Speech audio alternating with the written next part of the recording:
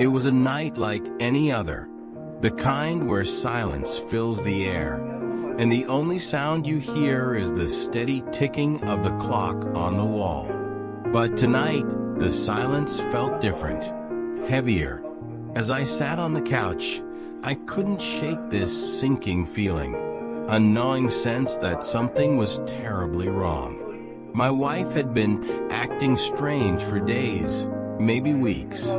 At first, I tried to brush it off. I told myself it was nothing, that she was probably just stressed or going through something. But the way she avoided eye contact, the way her phone always seemed to be glued to her hand, the hushed conversations she would end abruptly whenever I walked into the room. It was like she was slipping away from me, one small, silent step at a time. We'd only been married for 6 months. 6 months. It was supposed to be the happiest time of our lives, right? The honeymoon phase. The phase where everything was blissful, where love was still new and exciting. But the excitement had been fading fast. The woman I had married, the woman I had fallen in love with, was different now. Distant, like a shadow of herself. Or maybe it was just me. Maybe I was seeing things that weren't there, overthinking, letting paranoia get the better of me. But deep down, I knew something was wrong. I just didn't know how wrong. It all started before we got married. About 4 months before the wedding, my wife, then fiancé, had taken a trip. Just a simple getaway with friends, she said. I didn't think much of it. We weren't the type to be overly controlling or possessive. So when she told me she was going, I didn't bat an eye. But when she came back from that trip, something was off. I couldn't quite put my finger on it, but I knew. There was a shift, a subtle one, but it was there. And then, a few days later, she sat me down, looking more nervous than I'd ever seen her before. I need to tell you something, she had said, her voice shaking slightly. My heart skipped a beat. In that moment, I knew something was coming, something I didn't want to hear. I went on a date with a friend while I was away. The words hit me like a punch to the gut. I felt the air leave my lungs as I stared at her, trying to process what she had just said. A date? With a friend? I couldn't believe it. We were engaged, for God's sake. How could she even think of doing something like that? I was angry, of course. Furious, really. We argued for days. The tension between us thick enough to cut with a knife. But eventually, she convinced me that it had been a mistake. A lapse in judgment. She swore up and down that nothing else had happened, that it was just dinner. I didn't want to believe her, but I did. I told myself that if I couldn't trust her, what was the point of getting married? So I pushed it to the back of my mind, buried it deep, and we moved on. Or at least I tried to. We got married shortly after, and for a while, everything seemed fine. But looking back now, I realized that things were never fine. The seed of doubt had been planted, and it slowly started to grow. I noticed little things, small, almost insignificant moments that made me question everything. The way she would check her phone and smile, then quickly hide it when I walked into the room.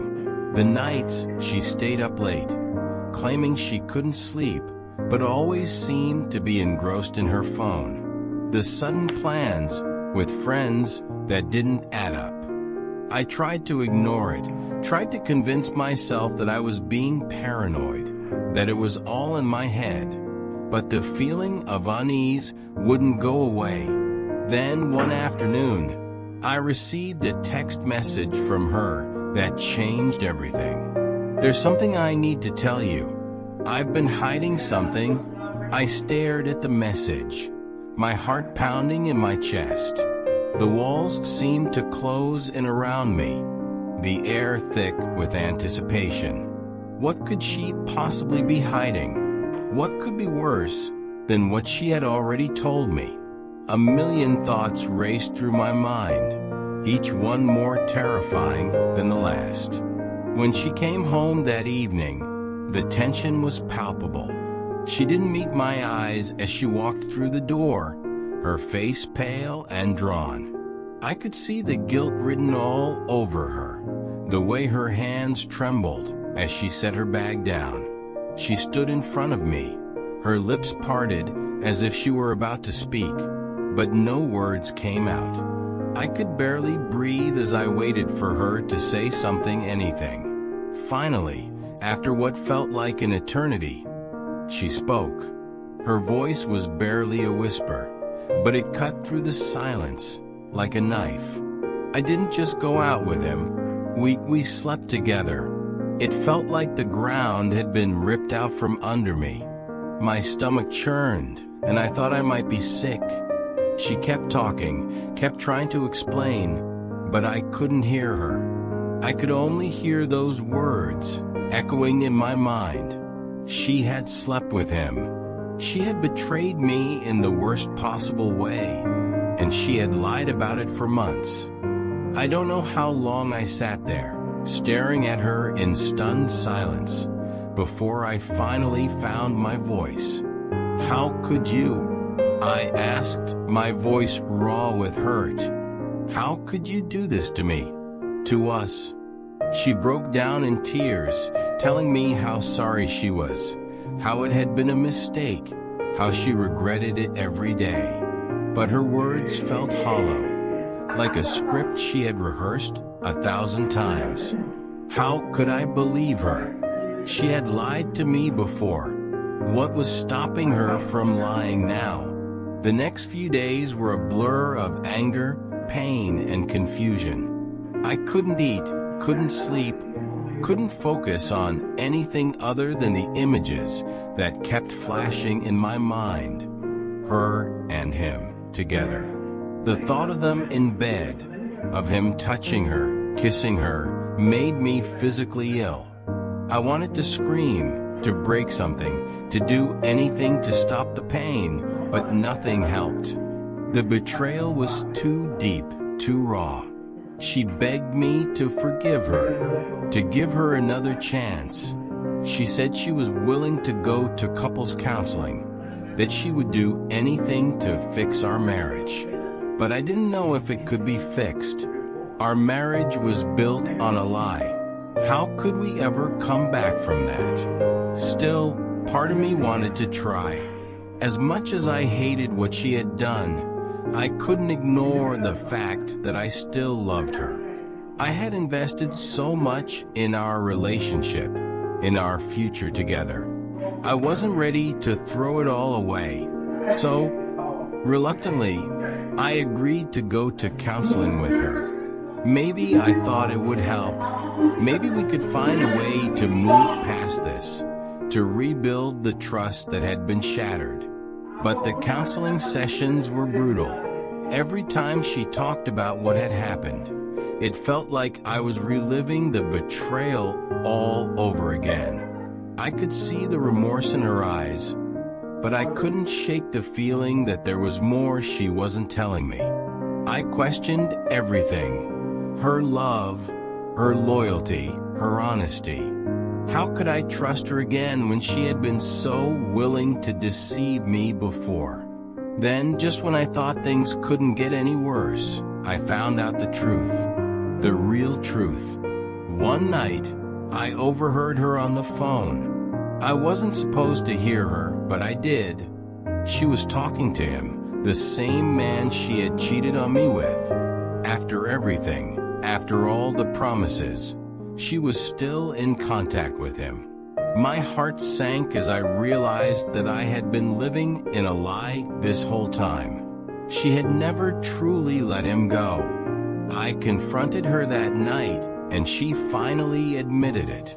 She had been talking to him for weeks, maybe longer. She swore that nothing had happened between them since the affair, But how could I believe her? She had lied to me once. She had lied to me twice. There was no reason to think she wouldn't lie to me again. That was the breaking point. I couldn't do it anymore. I couldn't live in this constant state of doubt, of wondering whether my wife was telling me the truth or feeding me more lies. The woman I had loved, the woman I had married, was gone. In her place was a stranger, someone I couldn't trust. I packed my bags that night. As I walked out the door, I felt an overwhelming sense of relief. The pain was still there, sharp and cutting, but I knew I had made the right decision. There was no coming back from this. Our marriage was over before it had even truly begun. In the weeks that followed, I tried to pick up the pieces of my life, but it wasn't easy. The betrayal had left scars that I knew would take a long time to heal. Trust, love, commitment, they felt like empty words now. I had given everything to my wife, and she had thrown it all away. But as painful as it was, I knew I had to move on. The love I thought we had was gone, and there was no use holding on to the past. It was time to let go, to start over. And as difficult as that was, it was the only way forward. The nightmare was over, but the real challenge had just begun, learning to live with the wreckage she had left behind.